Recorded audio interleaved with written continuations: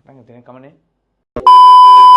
අයිබෝන් ආදරණීය අම්මේ තාත්තේ ආදරණීය දුවේ පුතේ 6 ශ්‍රේණිය දෙවන වාරය ආරම්භ කරන්න සියලුම කටයුතු සූදානම්.